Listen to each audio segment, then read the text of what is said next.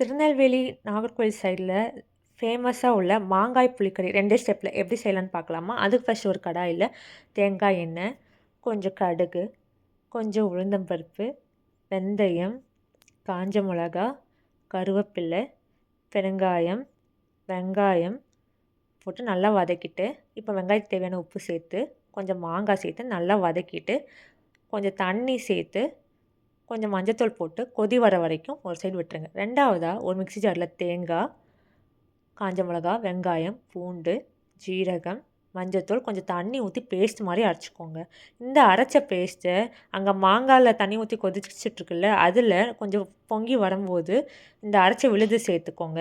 அதுக்கப்புறம் கொஞ்சம் புளி தண்ணி ஆட் பண்ணி, ஃபைனலாக குழம்புக்கு எவ்வளோ உப்பு தேவையோ அதை ஆட் பண்ணி இறக்குனீங்கன்னா சூப்பரான மாங்காய் போட்ட புளிக்கறி ரெடி. வீட்டில் டயர்டாகவும் இருக்குது, நல்லா சாப்பிட்ணுன்னு நினைக்கிறவங்க இந்த மாங்காய் புளிக்கறி வச்சு சாப்பிட்டிங்கன்னா திருப்தியாக சாப்பிட்ட மாதிரி இருக்கும். உங்களுக்கு இந்த வீடியோ பிடிச்சிருந்துச்சுன்னா லைக் பண்ணுங்கள், சப்ஸ்கிரைப் பண்ணுங்கள், பெல் ஐக்கான் கிளிக் பண்ணுங்கள், உங்கள் ஃப்ரெண்ட்ஸ் கூட ஷேர் பண்ணுங்கள். அடுத்து என்ன ரெசிபி செய்யலான்னு கமெண்ட்டில் சொல்லுங்கள்.